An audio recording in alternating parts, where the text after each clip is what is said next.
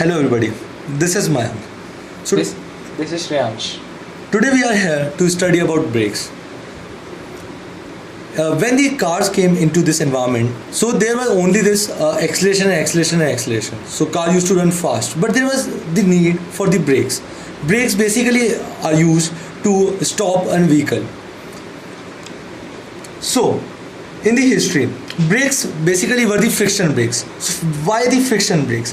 Friction brakes are basically those brakes where we use to dissipate the energy in form of friction.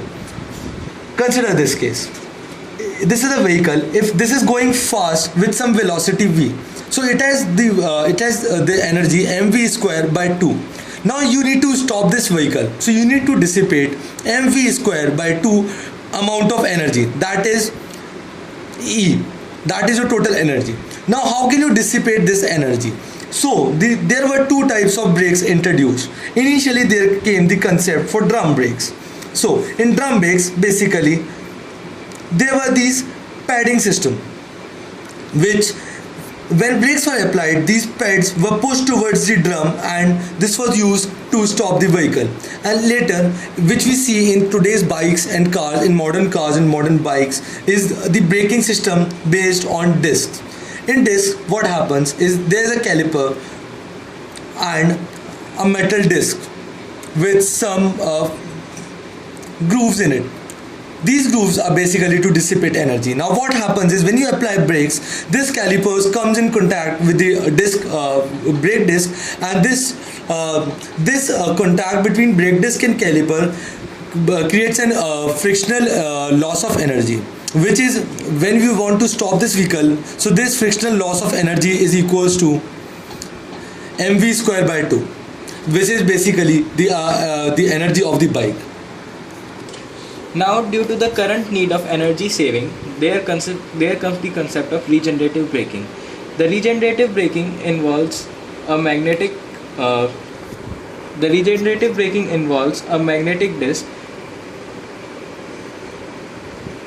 and some support structure which consists of coils. What happens is there is a magnetic flux associated with the coils, and when these coils come closer, and there is a deacceleration due to the change in flux d phi by dt, which generates EMF in the coil, and this EMF can use to charge a battery. So by this we can use the braking the EMF force to brake the wheel and reduces its speed, and this converts the energy of the wheel when we apply braking into the battery power. So basically what happens is we are saving energy which was lost in braking. So actually how it can be implemented in car, let me show you. For example, this is your shaft, this is your wheel, it is moving at a velocity v. Now what happens is we have a magnetic disc here and we have a coil support structure here. So what happens is when these coil come closer when we apply brakes, and now what happens, there is EMF force which acts against this disc and hence applies a braking force on the shaft. Now what happens is due to a change in flux, these set of coils have an induced EMF which again recharges the battery. So this is storing some energy from braking. Now this regenerative braking has some disadvantages. Actually they are not disadvantages, but these are limitations actually. So what happens is the velocity, if the velocity is very low, then the induced EMF is very low and hence it's not can be put into application. And if the velocity is sufficiently large and we are braking, then the induced EMF decreases with the decrease in velocity due to regenerative braking.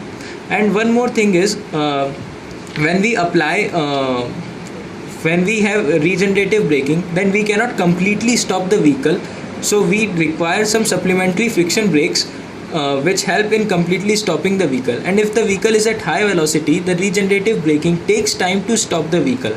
Now we will consider upon the fact that regenerative braking can also save energy. So it saves 40% of the energy from the braking. Rest is lost in friction, which is present on the roads. Thank you. Thank you.